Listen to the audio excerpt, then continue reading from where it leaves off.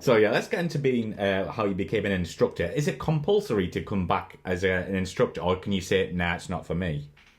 So the way the selection process works is when you get selected as a student, they also determine, assuming you're successful, they determine where you're going to go on the backside. And so when I was accepted as a student, they said, we're also going to keep you on as an instructor, which is a little bit of why the screws were also turned a little bit tighter on me as a student, because they're like, well, we know he's staying here. Let's see what he's got. The same thing for Chunder and Speedy and Cato as well. Like we got ratcheted up more than the average student at the time because we knew we were staying. They knew we were staying. And the same thing still kind of holds true to this day. Like with the guys that are selected to stay on the staff, it's like, okay, congratulations, you got a mountain of work in front of you. Let's see what you can handle, kind of thing. So the way the process works is, which is different from the original, the back in the Top Gun 1 days, was, guys would be selected, basically they apply. There is typically it's an application. You get letters of recommendation, and then there's a rush ride, if you will, which is one of the reasons the staff will go to Oceana or Lemoore or wherever, or the guy will come up, bring some airplanes. And so the staff wants to see your briefing ability, your analytical ability. The flying part matters, but it's more of how you comport yourself. And we can get into what makes a Top Gun instructor and, a good one, or what the Top Gun staff looks for. But the decision up front, before you show up, assuming you're successful, where you're going to end up after, assuming you graduate. So you go to Top Gun, you can go to Strike, which is the Navy's Air Wing Training Division in Fallon. They train all the air wings that come through prior to going out to combat. You can go to the weapons schools, or satellite weapons schools, one in Lemoore and one in Oceana. You can go to the fleet replacement squadrons. There's patch wearers in the fleet replacement squadrons that are teaching tactics there. Yes, yes. You can go off into test, VX9 down in China Lake. And so there's a number of places that postgraduates, patch wearers, and will go, and prior to showing up where it is that you're going to land. Right. So basically, is the role of an instructor at Top Gun just that, or do you have secondary and third roles as an instructor? Well, so each instructor is given a subject matter of expertise that you are the Navy/Marine Corps' premier expert in whatever it is. It could be an employment, could be a threat, could be a weapon. As a lieutenant, I was a weapon guy, the AIM-120, ironically. And so you go through what's known as a murder board process, which is, you may have heard about it before. Yes. You may have talked. It was, to this day, I murder boarded AIM-120 in 1998. I could still give you the intro to that thing 25 years later. It is a very, very difficult, arduous process of some memorization, but it's you got to learn everything, and then you got to figure out how to teach it. And by the way, you write a chapter about it too. Oh, God. And so you're doing your murder board process, which is comprised of 7-ish practice lectures, and then to various segments of the staff, and then the entire staff writ large in the very last one. So you're developing your expertise in that. And by the way, on the side over here, you're also starting to learn how to teach. And you learn, initially, you become an adversary wingman, then an adversary lead, and then you start working into your 1v1 and your two ship and your 4 ship. And Top Gun also has incorporated an air-to-surface part, or had for a while, where you're doing a lot of close air support, because that's what we did for 20 plus years in the Middle East. So there was a close air support, air-to-surface piece that went on there too. So you're knocking down all these instruction quals, IP quals, as you're working through your murder board process. So it is a grind. It is a 24/7, 365 for 3 years, where it's like, what's next? And that's the beauty of that place. It's a lieutenant-run organization. Most military organizations are hierarchical for a reason. Led by a commander, a CO, and XO, and then kind of flows down. The lieutenants are sort of at the bottom of the pecking order. But at Top Gun, it's lieutenant base, lieutenant run, and it should be that way. They're the most energy, they're the smartest, they're the closest to it. The most important individual at Top Gun is not the commanding officer. I could make an argument that the commanding officer is the 4th most, maybe the 3rd in some days. The training officer is the number one guy, the standardization officer number two, and that is always how it's been. It's always how it should be. And the CO will flow in 3 or 4 behind maybe a readiness officer, depending on what's going on. And so the lieutenants have an incredible amount of responsibility. That's the only organization I know of that you will get phone calls from admirals will flow directly into lieutenants, or from Capitol Hill directly into lieutenants. Hey, I need you to, yeah, which is, I mean, I'm the AMRAAM SME, and I'm getting phone calls from the Pentagon about going to Switzerland. And I was like, does my commanding officer know that no, but we'll let him know. I'm like, oh, really? Okay. I mean, it's crazy. So, the responsibility is immense, but the work ethic and the energy level is it's off the charts all the time. And it's really, really cool to be a part of. Absolutely. So what makes a good instructor, Proton? So that's a great question. When the staff, and so the great thing about, being a former instructor, and I mentioned it, like, I go back to the fleet, and now, unbeknownst to me, because now it's just imbued in me, I am evaluating everybody, not only on, their ability, and, a rising tide raises all boats. I'm trying to make everybody better as a training officer, department head, or even the CO. But I'm also assessing, okay, do you have what it takes to get through the course, and B, to be an instructor, whether it's a Top Gun or Strike or weapons or whatever. And so ultimately what guys and gals are looking for to go to Top Gun are basically 3 things: talent, passion, and personality. Number one, do you have the talent in the airplane to execute difficult missions? Do you have the talent to stand up, give a brief, and then most importantly, because where everything is really learned is in the debrief. And it's, roll up your sleeves, take your rank off, leave your ego at the door. Hey, I screwed this up. Let's try to get better. And the debriefs are not about, hey, best ever, you're good looking, you fly a great jet, you're funny, and you like to drink beer. Good job. It's none of that. We talk, it's goods and others. And nobody really focuses on the goods. It's all, let's just focus on the others. Here's what you screwed up. Here's what you've got to get better. So the talent to be able to A, fly, B, debrief, brief and debrief. Passion, as far as, do you love this? Is this something that consumes the wrong word because it sounds like it's an obsessive thing, but it's, do you have the passion to get in there and show excitement, be excited about it, like, wake up every day and get after it, because it is a grind. I mean, you have to have something in you that makes you want to be better, that makes you want to drink it all up and look around and like observe and just essentially bring yourself up. And again, that's the rising tide raises all boats. I have the passion I want to get better, and then I'm going to teach that to you. And that's one of the things the Navy and Marine Corps does really well as we train our replacements.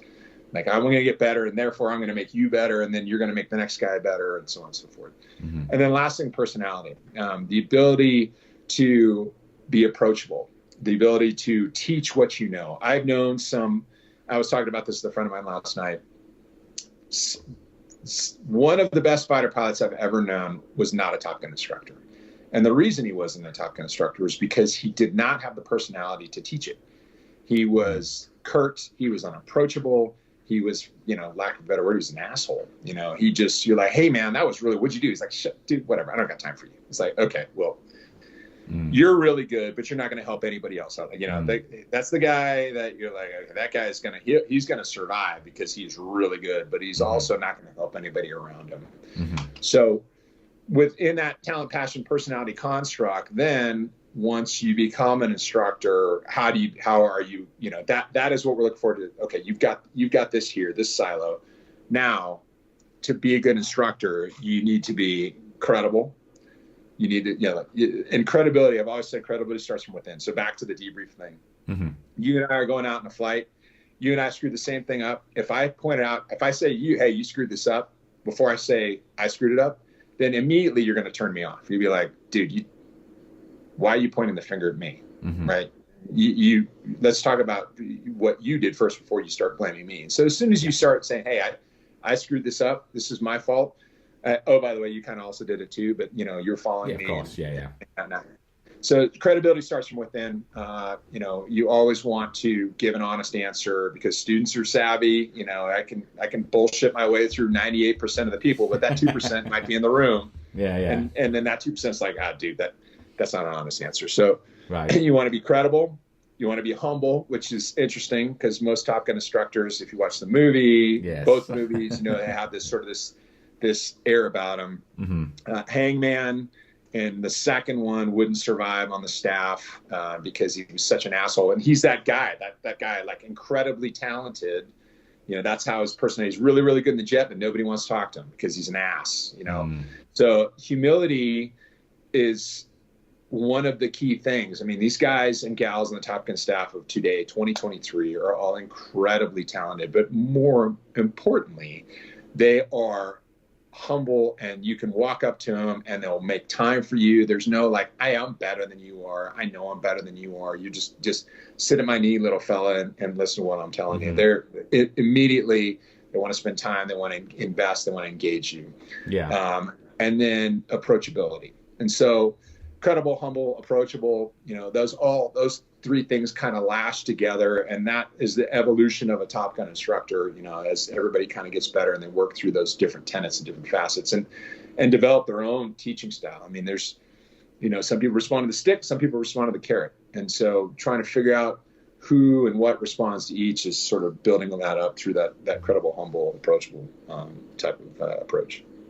And as an instructor, did you ever go through your time there and think like, well, this girl or gal is not going to make it? And did you have a quiet word, or how does that work as an instructor at a professional level? Yeah, that's a good question. We, as I mentioned earlier, the staff is very invested in the students.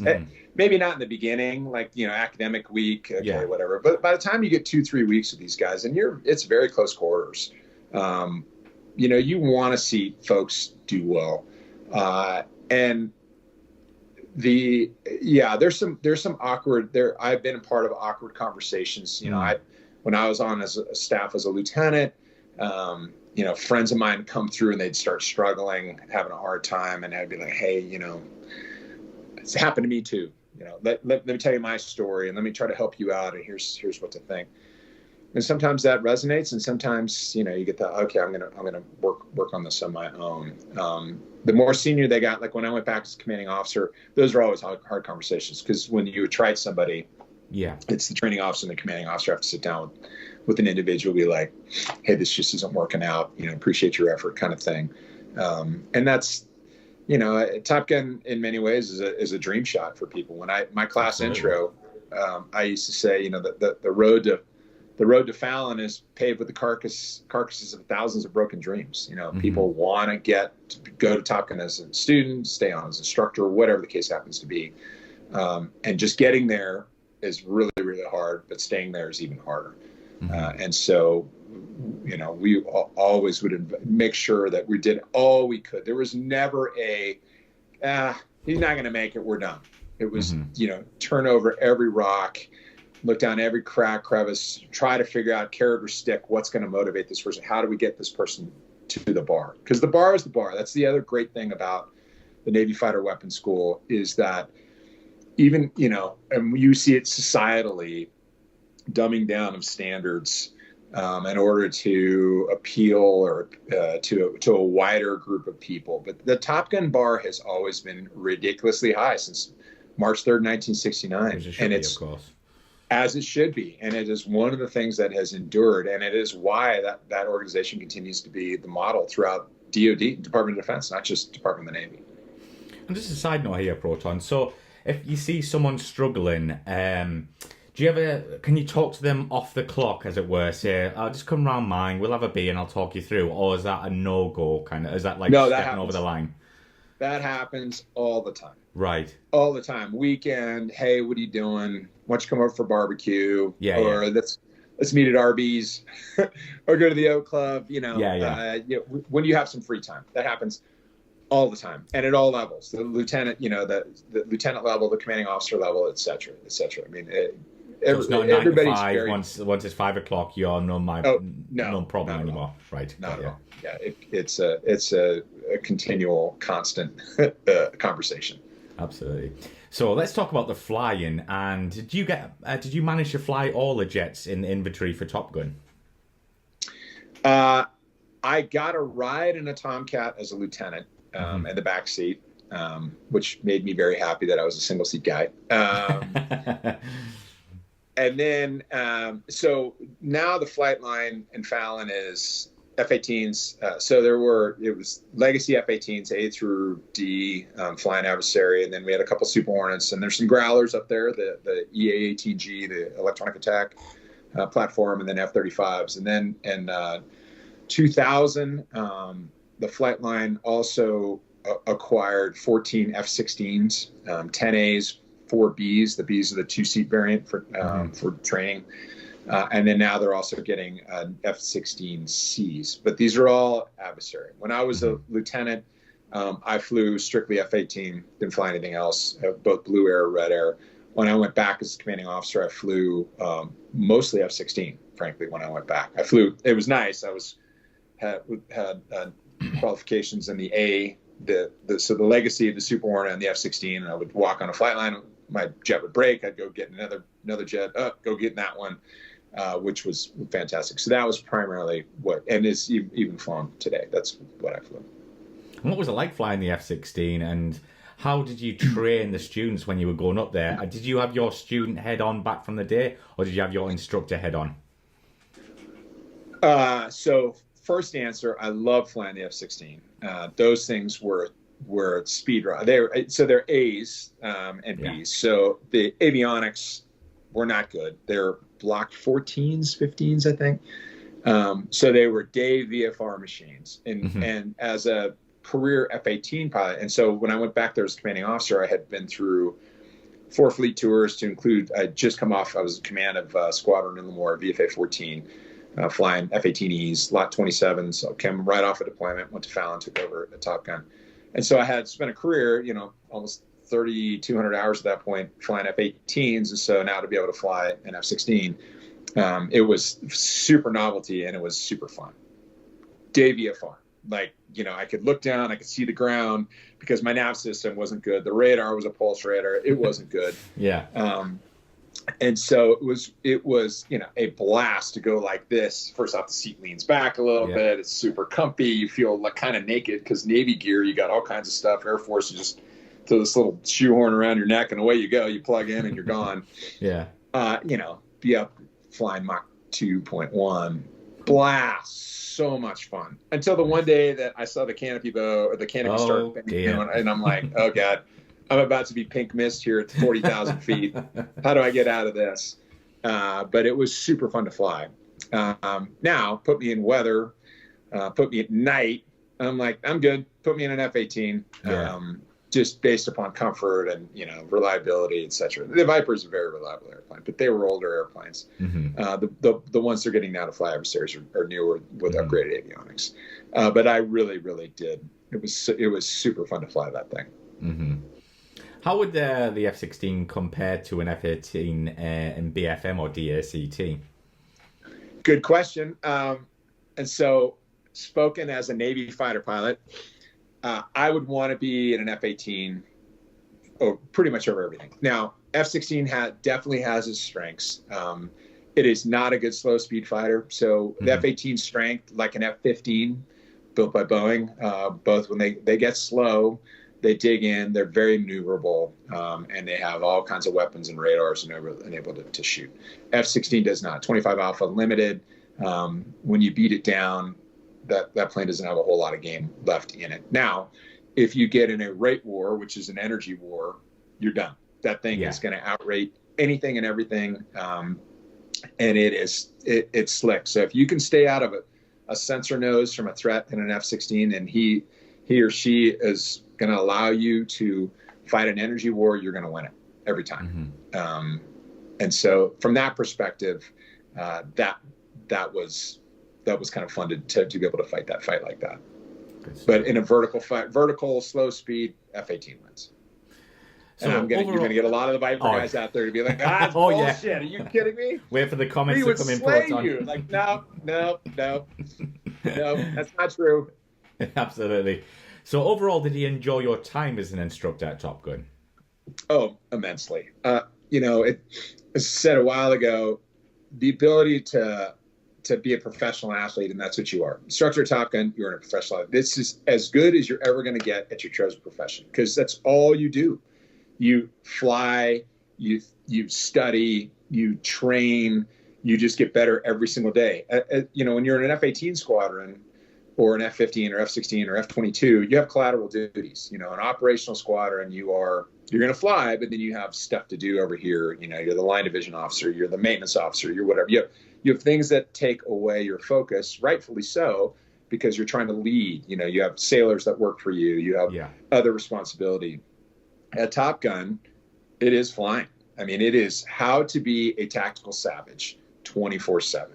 Be good at your craft, be smart, be thirsty, want to get better, fly with and against the best fighter pilots in the world, both the Navy and the Air Force and the Marine Corps, because we would do plenty of exchanges with the guys down at Nellis. And that's why you're just immersed in it. And so you are a professional athlete. And so it was interesting, it's such a grind. When you leave Fallon as a lieutenant, you're ready to go. It's been a 24/7, 365 for 3 years. You have seen you assess that you've seen everything. You've ton of flying, which is great, a ton of teaching, which is great, but you're just burned out, you're ready to go. And it was funny. I went off to my training officer tour, went back to Lemoore, and I was there about a year. And I finally sort of had this epiphanal moment where I was like, oh man, I had it so good. All I was worried about was like my craft. And now there's all these other things. And so most guys are ready to leave, and then most guys want to go back. It's just sort of how it works. You just need to take a knee, reset. Life is about perspective, and when you step away from something, when you're so close to it, you can't see it. You step back and you're like, whoa, that was, how do I do that again? And so to go back, when I was asked to go back, I jumped at it. I was like, oh yeah, I'll go back. I'll do that again. You betcha.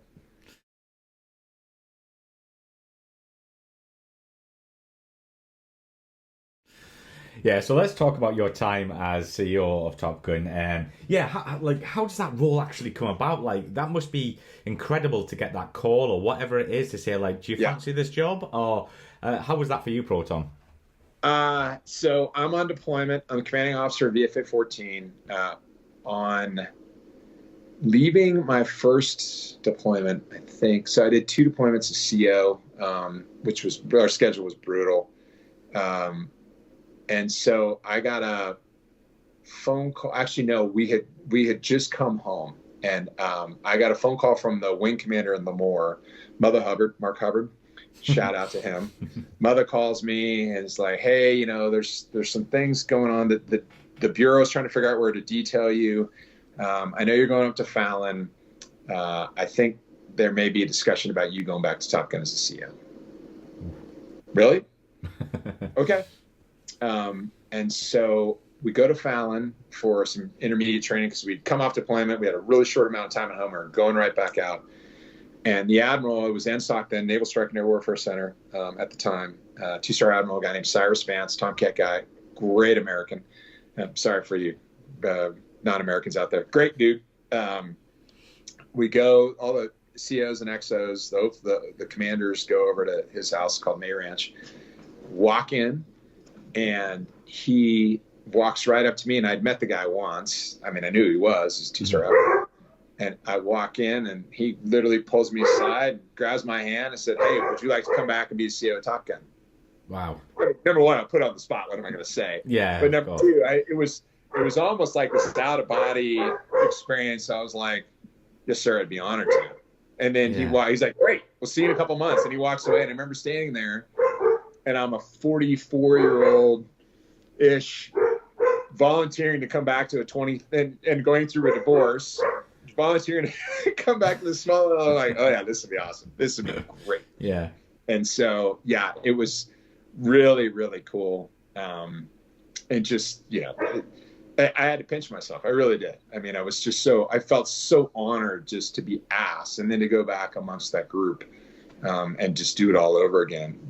granted from a different vantage point, but to be back, just immersed with what they're called, the Top Gun staff, they're called bros. To be back with the bros again, was just, it was amazing. It was all I could hope for. Brilliant stuff. And before we wrap up, what was the role of the CEO of Top Gun, and did you actually get to fly there? Yeah, so I flew a ton.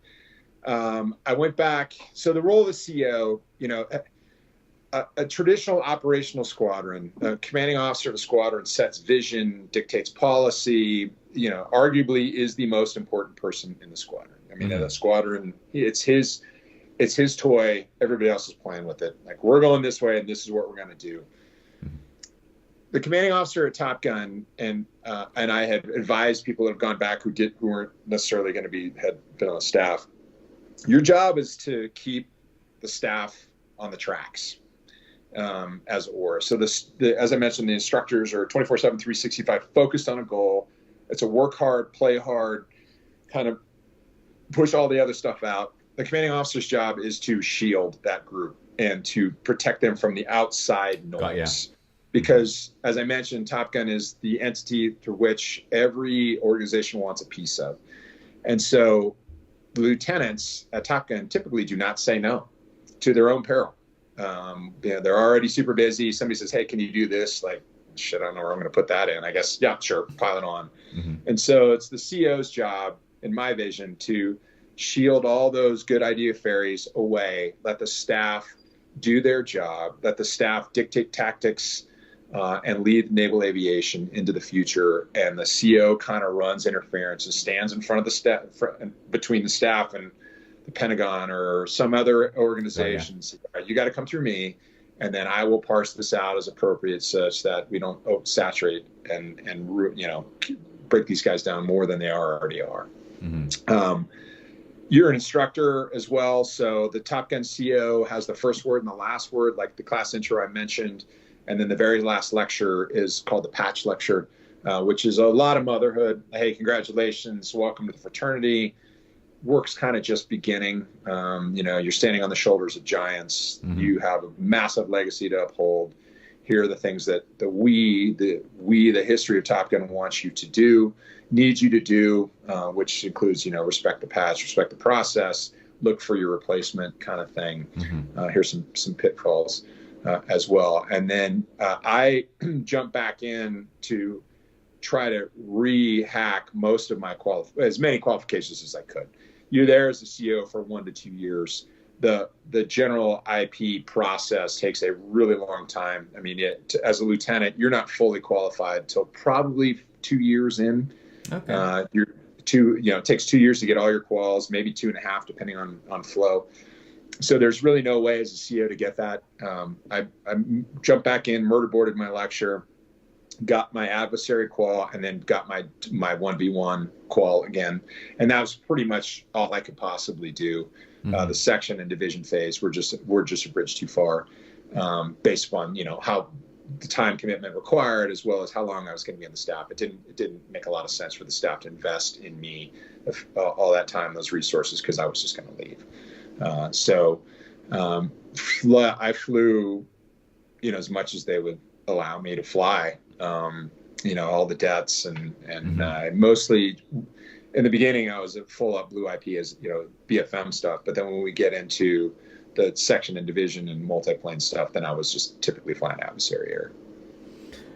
What an amazing career. I mean, it gives me a headache, all the stuff you just told me already. So gives me a headache, yeah. But, to wrap up this part before we go into the personal bit here, Proton, do you have any memorable stories you can share from your time at Top Gun through to a student to CEO? Maybe one or two that stick out in your mind. Oh, boy, that's a great question. I think,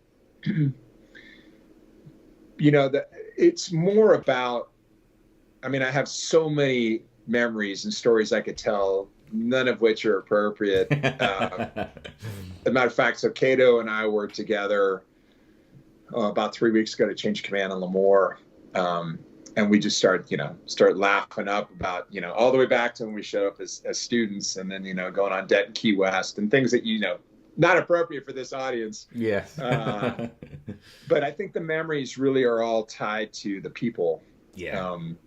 the people you get to be associated with, I mean, you just sort of, I can vividly remember looking around, being in a room full of absolute rock stars, the best of the best in any organization. I mean, these guys would succeed. I mean, look at Cato. He would succeed anywhere. The guy's a CEO of a major business, in 60 Minutes, everything else. And being like, how did I get here with these guys? And I was blessed to do it twice. People ask me all the time, when you went back, what was the difference when you went back as a commanding officer from when you were a lieutenant? And I was like, the faces and the names were different, but it was the can-do attitude, the personality, the passion. It was all the same. It was all exactly the same. It was like I could cut and paste a face onto another body from 1998 to 2012 or 2013 or 14, whatever. It was the same. It was the same person, the same exact mentality and get after it. And it was just fun. I mean, it was and still is. I mean, I'm blessed to still be associated with it. I'm president of the Top Gun Association, so I'm regularly in Fallon, regularly engaged with the staff, and still tied to the legacy all the way back to the Yank Pedersons. So it's just it truly one of my life's biggest blessings. My son and being the Top Gun. Awesome stuff.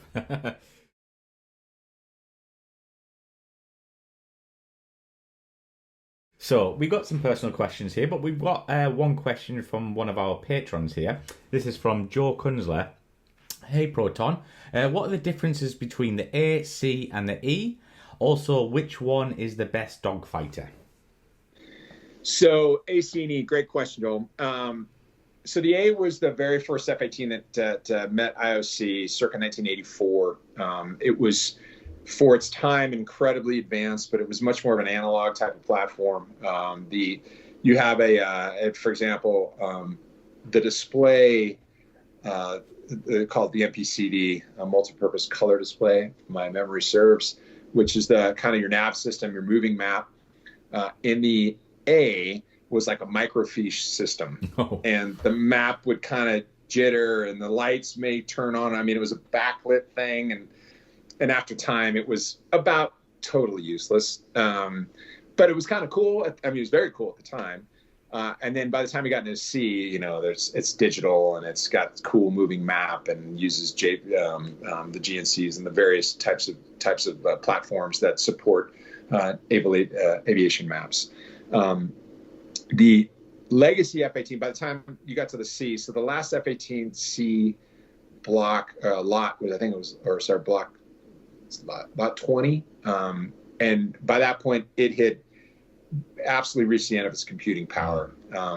And so the follow-on, the Super Hornet, had brand new upgraded mission computers. It was bigger, it could carry more weapons. And as I mentioned at the outset, the difference between, fighting a legacy jet and the Super Hornet was a sports car versus an SUV. I could carry a whole lot more. I had a whole lot more gas I could train with, which was fantastic, but it wasn't as maneuverable. So it was a little bit of a trade-off in there. If you said, Proton, I need you to go, it's just a life or death, kind of a Hunger Games. You get to pick your jet, and it's going to be a 1v1. You're going to hit a merge with somebody, and you're going to fight him. There's no pre-merge kill, i.e. a radar, like an AESA radar and a Super Hornet, which is way better than a mechanically scanned APG 65 or 73 and a Legacy Hornet. Like none of that, all that's negated. I'm going to hit a merge, and now I'm going to fight. And whoever's in the offensive position at the end wins, and the other guy Hunger Games his way out. I'm going to be in a C. Just because it was maneuverable, it was quick, it gave me what I wanted. I could pivot it, pirouette, go up, down, whatever. The energy addition in the Super Hornet was better because the bigger motors, but it was heavier, so it is somewhat offset. If you slicked up a Super Hornet, like put no pylons, no drag on it, it was comparable, frankly, to an F-16 because there was no drag on it and there was no the pylons are canted out a little bit in the Super Hornet, but absent of that. Flying at sea was the way to go. And again, I was born in it, so it's like returning to the womb. It was just something that I absolutely loved. Like we all have our little whoobies. The legacy of the sea was my whoobie. Great stuff. Hopefully that answered your question, Joe. But a few from me to wrap up here, Proton. Do you have any hobbies? I'm I'm pretty active. I love to golf. Anything kind of outdoors, mountain biking. I was just in Yosemite for a week with my son, mountain biking for the summer. He is a mountain biking guide in Yosemite. A pretty good gig when you're 20. So anything kind of active and outdoors, sort of a hobby. But golf is a passion. I don't get to play it nearly enough. But if it's competitive, I'll probably try it. Sometimes do okay at it, sometimes not. Brilliant stuff. I think I know the answer to this one. Favorite aircraft you've flown? Oh yeah, I think I hit that. The Legacy. I just say F-18. I mean, you could go all the way through the F. Everything has its strengths and its weaknesses. Everything. Okay, as much as I love the Legacy F-18, it didn't have a ton of gas. It couldn't carry a ton of weapons. The legs were shorter on it, whereas the Super Hornet, and I was blessed to be in an amazing squadron flying E's. I had tons of gas. I was like, man, what do I do with all this gas? I'm not used to this. But just generically F-18 is probably the right answer. Okay. One you would love to fly, either past or present? I would have loved, so as I mentioned, my dad was an A4 driver, and I flew the TA4, which is the two-seat variant. He used to talk about you could almost get an A4C supersonic, kind of going downhill. Yeah. And that would have been cool. One of the things I would take to my grave, my dad came down to Kingsville, and he flew A4s, got out of the Marine Corps in 1967, airline pilot from 67 to 2003 when he retired. So this is circa 1992, 1993. So he hadn't flown an A4 in 20 plus years. And the A4 is a very rudimentary plane to fly and build, but to pre-flight it, the panels, and there's some weird intricacies about the airplane. And my dad walks up to this plane in a hangar in Kingsville and starts popping panels and pulling. And I was like, wow. Holy. And it's funny now because I think it's like if my son decided, to fly F-18 someday and he, I go see him in a hangar. I mean, I could do the same thing, but it was just it was one of the coolest moments. I'm looking at my dad. Wow, this is so badass. Yeah, absolutely. I was just so cool. So cool. Awesome stuff. And I have to ask this question because I know if I don't ask you, everyone will complain in the comments. Was going to Top Gun as in real life like the movie? No. I back when I was instructor the first time, there was University of Nevada is about 60 miles away from Fallon, and there was like this Hollywood versus reality series, and it was what's the movie and what's the actuality. The second movie, and it's because the Navy was deeply invested and involved in the screenwriting and the plot development, to include me and some other guys, holds more true to kind of naval aviation than the first movie. The first movie was, it was Hollywood. There was a lot of fiction in it. You had the BFM scenes, and then after that, it was like, okay, the rest of this is sort of, it's a great story, but it's not how Top Gun is. The second one, between the training officers coming back and a mission, and I mean, there was some plausibility in there that made it more realistic. But nobody's doing push-ups after losing dogfighting. There's no football on the beach on a day off. Yeah. So you're too tired. Yeah, too tired. Don't want to do that. Would rather just be hanging out in San Diego with a beer in hand and eating some good food. So while we wrap up here, Proton, I got a message from Nasty, who's been on the channel, and he wanted me to ask you about the big fighter. What's all that about? So all Tomcat guys want to fly the F-18. No. So there's always an inter-service rivalry, Navy versus Marine Corps, Navy versus Air Force. Inside the community itself, there are those fun little esprit de corps battles, F-18 versus F-14. And so the F-14 was referred to as the big fighter because it was a big, huge fighter. It was massive. And the F-18 is much smaller and much more maneuverable and much better in a dogfight. Let's face it, Nasty, you know it. And so the big fighter guys, there was such a community. I mean, there was this, it wasn't just an identity. It was like a cult. Like, oh, we're big fighter. We're Tomcat. We're big fighter guys. The big fighter. Big fighter. That it developed into this, like this, sniping's the wrong word. I mean, it was always a fun kind of competitive thing. So as I progressed through my career and became more senior, you know, the Tomcat starts going away, decommissioned in 2006. And then it's all F-18. But the Tomcat guys that stayed in and transitioned to the F-18, the Super Hornet, is constantly about, you know, back in my big fighter days, I'm like, enough, let's let it go, man. Let's let it go. So Nasty and I, and among other people who are current admirals who flew Tomcat, Speedy, Spadero, I mentioned earlier, and others, it is a running joke about the big fighter. Get the let it go.